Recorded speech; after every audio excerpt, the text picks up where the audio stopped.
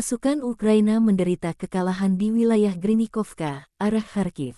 Pasukan Zelensky dipaksa meninggalkan pos pertahanan dengan artileri bertubi-tubi. Iring-iringan kendaraan pengangkut personel Ukraina yang melakukan tugas evakuasi juga digempur. Prajurit Kiev yang tersisa melarikan diri ke hutan namun disikat oleh sniper Rusia.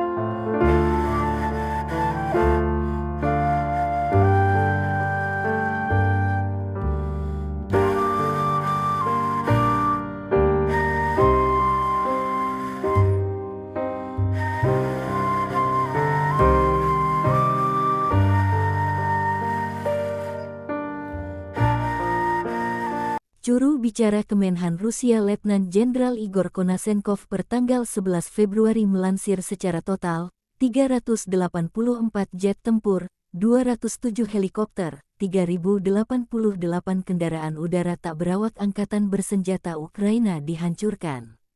Termasuk 403 sistem rudal pertahanan udara, 7.826 tank dan kendaraan tempur lapis baja lainnya, 1.015 kendaraan tempur yang dilengkapi dengan MLRS, 4.061 meriam dan mortir artileri lapangan, serta 8.326 unit militer khusus kendaraan bermotor dihancurkan sejak awal operasi militer khusus.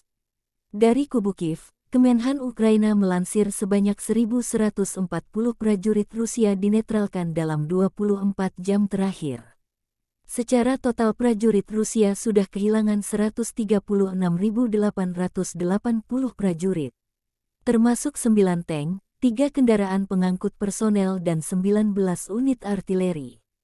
Presiden Ukraina Volodymyr Zelensky menegaskan selain melawan penjajah Rusia, pemerintah Zelensky juga fokus membasmi pengkhianat di dalam negeri. Tidak ada toleransi bagi siapa saja yang terlibat sebagai mata-mata penjajah, kata Zelensky usai memimpin rapat internal dengan para loyalisnya. Konflik Rusia-Ukraina mendekati 1 tahun belum ada tanda perdamaian. Terima kasih sudah nonton. Jangan lupa like, subscribe, dan share ya.